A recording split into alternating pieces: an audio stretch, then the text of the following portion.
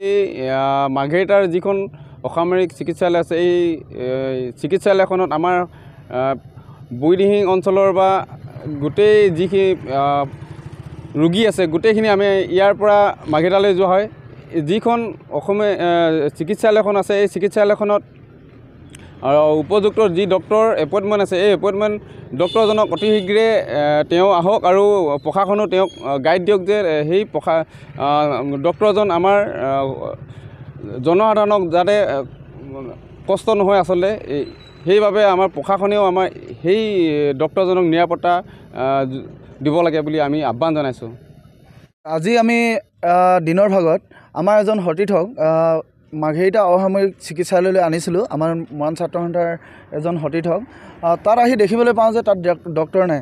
আমি ওচৰে পাঁজৰে সোধ-পোছ কৰাত আৰু আমি এইকেইদিন খুব ছ'চিয়েল মিডিয়াত দেখি আছোঁ সিদিনাখনো দেখিছিলোঁ একাংশ মৰেল পুলিচ ওলাই কোনোবা এটা সংগঠনৰ তেখেতলোক বোলে লিডাৰ। তো তেখেতলোকে সিদিনাখন এটা অনাকাংক্ষিক ঘটনা ঘটালে এজন চিকিৎসকৰ লগত যি কৰ্মৰত আছিল মাৰ্ঘেৰিটা অসামৰিক চিকিৎসালয়ত। আৰু কিছুদিন পূৰ্বে অৰ্থাৎ 22 তাৰিখে আমি আৰু এটা ঘটনা দৃষ্টিগোচৰ হ'লোঁ যে কোনোবা এটা সংগঠনৰ নেতৃত্বই মৰেল পুলিচ হৈ এজন চিকিৎসক যি চিকিৎসা কৰি আছিল ৰোগীক সেই অৱস্থাত তেখেতক মাৰধৰ কৰে। তেখেতৰ নাম শুনামতে চেৰিছ আলম হয়। তেখেতৰ দুখটো আছিল বোলে কোনোবা এগৰাকী মহিলাৰ লগত তেখেতৰ অলপ অবৈধ সম্পৰ্ক গঢ়ি উঠিছিল। সেই ঘটনাটো তেখেতলোকে দিব লাগিছিল প্ৰশাসনৰ হাতত, কাৰণ প্ৰশাসন এনেই নাই। প্ৰশাসনে এই ব্যৱস্থা ল'লেহেঁতেন। তেখেতলোকে প্ৰশাসনক নিদি তেখেতলোকে আইন হাতত তুলি লৈছে। এইটো আমি সদৌ মৰাণ ছাত্ৰ সন্থাৰ পেঙিৰ মাৰ্ঘেৰিটা আঞ্চলিক সমিতিয়ে খুব দুখিত হৈছোঁ।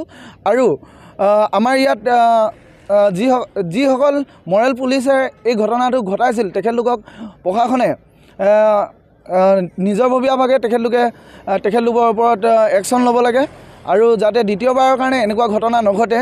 আৰু নতুনকৈ যিজন ডক্টৰ এপইণ্টমেণ্ট দিছে তেখেতে ইয়াত আহিবলৈ হয়তো খুব ভয় খাই আছে। সেইটো কাৰণে আজি অসামৰিক চিকিৎসালয়খন ডক্টৰৰ অভাৱে দেখা দিছে। অভাৱে দেখা লগালগ আমাৰ দুখীয়া জনসাধাৰণৰ বহুত কষ্ট হৈছে, কাৰণ তেখেতলোকৰ টকা পইচা খুব অভাৱ। সেইকাৰণে অসামৰিক চিকিৎসালয়লৈ আহে তাত ভালদৰে চিকিৎসা কৰাব পাৰিম বুলি। গতিকে এই ব্যৱস্থাটো ভালদৰে পুলিচ প্ৰশাসনে গুৰুত্ব দি চাওক।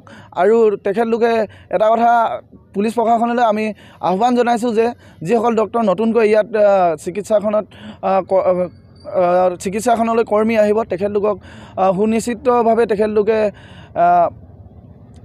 যাতে কোনো এনেকুৱা ধৰণৰ অনাকাংক্ষিক ঘটনা নঘটে তাৰ বাবে তেখেতলোকে 24 ঘণ্টা সাজু থাকক। আমিও আছোঁ। যদি তেখেতলোকৰ কিবা অসুবিধা হয় তেন্তে আমি মাৰ্ঘেৰিটাৰ প্ৰত্যেকটো দল সংগঠনেও চিকিৎসা কৰ্মীসকলৰ লগত লগ হৈ আছোঁ। ধন্যবাদ।